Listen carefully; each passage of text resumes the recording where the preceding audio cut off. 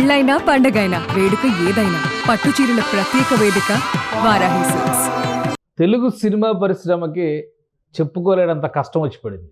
ఈసారి రామ్ చరణ్ అభిమాని రూపంలో వచ్చింది. ఏంటా కష్టం? జనవరి 1వ తేదీ కల్లా కొత్త సినిమా ట్రైలర్ రిలీజ్ కాకపోతే ఇక చెప్పాల్సిన అవసరం లేదు. ఆ రేంజ్లో ఒక అల్టిమేటం వచ్చింది గ్లోబల్ స్టార్ రామ్ చరణ్కి. అసలు అల్టిమేటం ఏంటి, ఇచ్చింది ఎవరు? ఇప్పటివరకు అల్లు అర్జున్ పుష్ప 2 సంధ్యా థియేటర్ ఇష్యూతోనే నలిగిపోతున్న పరిశ్రమకి ఈ కొత్త సమస్య ఎలాంటి కొత్త సమస్యలను తెచ్చిపెడుతుంది? ఒకసారి విశ్లేషించే ప్రయత్నం చేద్దాం. మనతో పాటు చందు శ్రీనివాస్ గారు అనలిస్ట్ ఉన్నారు. చందు శ్రీనివాస్ గారు నమస్కారం. నమస్కారం అండి. ఇండస్ట్రీకి ఈ 2024 ముగింపు అసలు ట్విస్టుల మీద ట్విస్టులు ఇస్తుంది. ఏంటి అల్టిమేటం ఏంటి? రామ్ చరణ్ గారి సినిమాకి ట్రైలర్కి ఈ అల్టిమేటంకి లింక్ ఏంటి? నేను కూడా ఇప్పుడే లెటర్ చూశానండి. అంటే 28 తారీఖు అతను లెటర్ రాశాడు. రామ్ చరణ్ భక్తుడు అని చెప్పి ఈశ్వర్ అనే వ్యక్తి లెటర్ రాసి, అంటే మేము ఎప్పుడూ ఎంతో కాలం నుంచి ఎదురు చూస్తున్నాం ఈ సినిమా కోసం.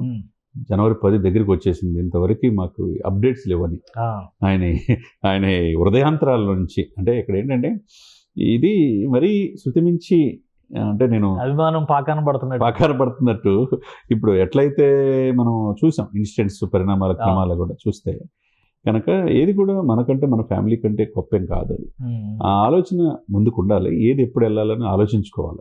అతను రాసిన లెటర్లో ఏంటంటే, సరే 450 కోట్లు పెట్టి సినిమా తీసే నిర్మాతకి అంతకంటే టెన్షన్ ఉంటుంది కదా.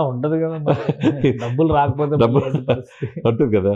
దిల్ రాజు గారు చాలా ప్లానింగ్గా చేస్తారు. ఆయన తీసిన సినిమాల్లో వెల్ ఆర్గనైజ్డ్. ఆయన థియేటర్స్ అని ఓ రాష్ట్రాలు ఆయన చేతిలో ఉన్నాయి. ఇప్పుడు అడిషనల్గా తెలంగాణ ఫిలిం ఛాంబర్స్ కామర్స్ అది దాని చైర్మన్ అయ్యాడు, ఎఫ్డిసి. అటువంటి సమయంలో ఆయన నిన్నటిదాకా ప్రకటించలా. ఈ నెలాఖరు అంటే ఆయన రాసింది 28. ఆయన ఆత్మహత్య చేసుకోవాల్సిన పరిస్థితి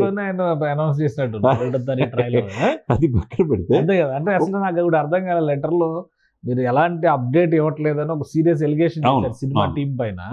21వ తేదీన డాలస్లో అమెరికాలో ఒక ఈవెంట్ కూడా ఆర్గనైజ్ చేశారు కదా.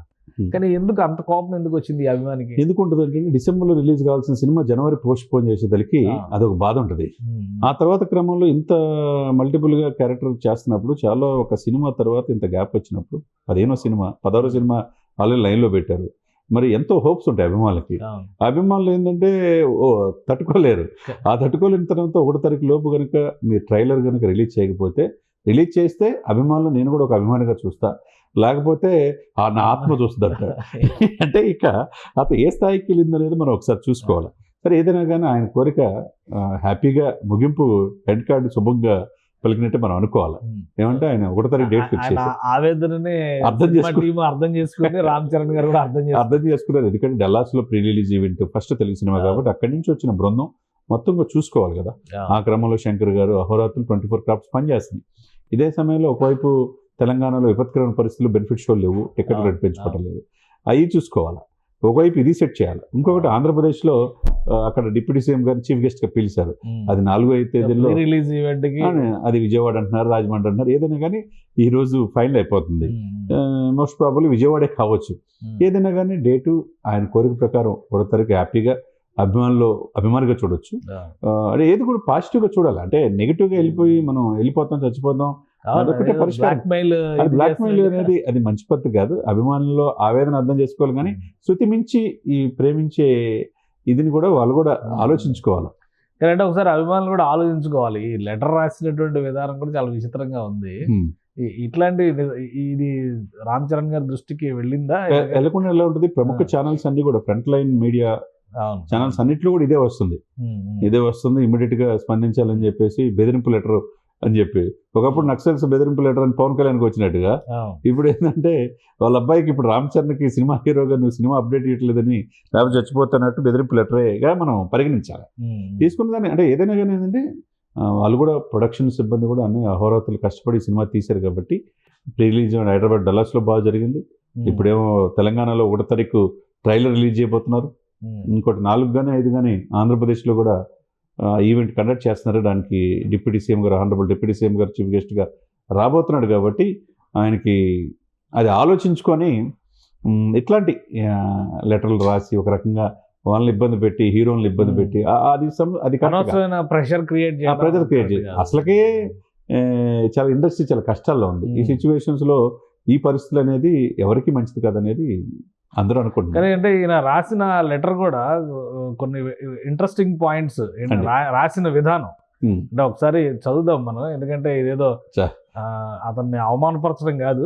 కాకపోతే ఫస్ట్ చదివే ముందు ఒక విషయం చెప్పేది అంటే అభిమానం అనేది ఖచ్చితంగా గుండెల్లో ఉంటుంది, అభిమానాన్ని చాటుకునేటువంటి సందర్భాలు పద్ధతులు కూడా ఉంటాయి. కానీ ఇలాంటి బెదిరింపు లేఖలు రాయడం అయితే సబబు కాదు ఇది. బట్ వైరల్ అవుతుంది కాబట్టి ఇందులో రిప్ లెటర్ టైటిల్ పెట్టడమే రిప్ లెటర్ అని పెట్టారు. అది కరెక్ట్ కాదు. అతను రాసిన విధానం, గౌరవనీయులైన గేమ్ చేంజర్ గారికి నేను అనగా ఈశ్వర్ చరణ్ అన్న ఫ్యాన్, చింతిస్తూ రాయినది ఏమన్నా. ఈ క్రియేటివిటీ ఏదన్నా పనికొచ్చే దానిలో చరణ్ గారి కోసం మంచి కథ రాసే దానిలో ట్రై చేస్తుంటే క్రియేటివిటీ. సినిమాకి ఇంకా 13 రోజులు మాత్రమే మిగిలి ఉంది, మీరు ఏ విధమైనటువంటి ట్రైలర్ అప్డేట్ ఇవ్వట్లేదు, కనీసం అభిమానుల ఎమోషన్స్ని పట్టించుకోవట్లేదు. ఇది అండర్లైన్ చేసుకోవాలి. ఈ నెల ఆఖరి కల్లా మీరు ట్రైలర్ అప్డేట్ ఇవ్వకపోతే, న్యూ ఇయర్ సందర్భంగా ట్రైలర్ రిలీజ్ చేయకపోతే, డేట్ కూడా ఆయనే ఫిక్స్ చేశారు. ఎందుకో మరి జనవరి 1వ తేదీ రిలీజ్ చేయాలని యూనిట్ డిసైడ్ చేసింది. బహుశా ఆయన లెటర్ చూసే డిసైడ్ అయ్యారేమో. రిలీజ్ చేయకపోతే నేను ఆత్మహత్యకు పాల్పడతానని సవినయంగా తెలియజేసుకుంటున్నాను. మీ విధేయుడు చరణ్ అన్న భక్తుడు ఈశ్వర్. ఇది ఏమనాలో అర్థం కావట్లేదు.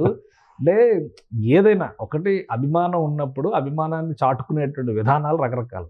కానీ ఇలాగ కుటుంబాన్ని కూడా కాదని ఏదో ఆత్మహత్యలు చేసుకుంటాం అనేటువంటి బెదిరింపు ధోరణులకు దిగడం అనేది సబబేనా? అసలు ఏది కూడా శృతిమించి మితిమీరిన ప్రేమ ఇవన్నీ కూడా ఉండకూడదు. ముందు నీ కుటుంబం, మీ అమ్మ నాన్న, మీ ఫ్యామిలీ చూసుకోవాలి. తర్వాత అభిమానం మీరు అన్నట్టు గుండెల్లో పెట్టుకొని చూసుకోవడం తప్పులేదు. కానీ ఈ విధంగా బెదిరింపు ఇదిలో రావడం అనేది అది కరెక్ట్ కాదు అనేది అందరూ. మొత్తానికి ఒక క్లైమాక్స్ 1వ తేదీ ట్రైలర్ రిలీజ్ అవుతుంది. సో ఈయన మళ్ళీ ఏమన్నా లెటర్ రిలీజ్ చేస్తాడు, ఇంకేముంది లెటర్, దానికి ఆనందం వ్యక్తం చేస్తా రాయాలి, అభినందన తెలియజేస్తా చిత్ర యూనిట్కి అంతకంటే. రైట్ థ్యాంక్ యూ చంద్ర శ్రీనివాస్ గారు. ఇది అభిమాని చేసినటువంటి దురాఘాతం. ఇది ఒక విధంగా ఒక లెటర్ రాసి అది కూడా బెదిరింపులు, చావు దాకా బెదిరించేటువంటి రీతిలో రాశారు. ఈ ధోరణి అయితే సరైంది కాదు. బట్ ఆయన రాసిన లెటర్ ఆసక్తికరంగా ఉంది కాబట్టి ఇలాంటి క్రియేటివిటీని మంచి కథ రాయడానికి కానీ మంచి సినిమా తీసేటువంటి క్రమంలో కానీ ప్రయత్నం చేస్తే బాగుంటుంది. రామ్ చరణ్ గారి సినిమా గురించి ఎవరో ఏమి ఆందోళన పడాల్సినటువంటి అవసరం లేదు. జనవరి 1వ తేదీ ట్రైలర్ లాంచ్ అవుతుంది హైదరాబాద్లో. అలానే ప్రీ రిలీజ్ ఈవెంట్ ఈసారి ఏపీలో చేయాలని చెప్పని డిసైడ్ చేశారు. ఏపీలో పవన్ కళ్యాణ్ గారు చీఫ్ గెస్ట్గా, ఏపీ డిప్యూటీ సీఎం చీఫ్ గెస్ట్గా విజయవాడలో కానీ రాజమండ్రిలో కానీ 4-5 తేదీల్లో ఈవెంట్ జరిగేటువంటి అవకాశం ఉంది. దానిపైన కూడా ఒక స్పష్టత వస్తుంది. 10వ తేదీన సినిమా రిలీజ్ అనేది పక్కా. కాబట్టి అభిమానులు ఎవరు ఆందోళన చెందాల్సినటువంటి అవసరం లేదు. ఇలాంటి ఆకతాయి చేష్టలు సరదాగా నవ్వుకోవడానికి బాగుంటాయి, కానీ ఎమోషన్స్తో గేమ్స్ ఆడటం మొదలు పెడితే లైఫ్ చేంజ్ అయిపోయేటువంటి ప్రమాదం కూడా ఉంటుంది. ఇది ఆలోచించుకోండి. చంద్ర శ్రీనివాస్ గారు చెప్పినట్టుగా రామ్ చరణ్ గారి దృష్టికి కూడా వెళ్ళింది ఈ విషయం. కానీ అభిమానులు పరిధుల్ని తెలుసుకోవాల్సిన అవసరం ఉందని ఆయన కూడా విశ్లేషిస్తున్నారు. ఇది special discussion. Keep watching. Suman టీవీలో మీ పర్సనల్ అండ్ బిజినెస్ ప్రమోషన్స్ కోసం కింది నెంబర్కి కాంటాక్ట్ చేయండి.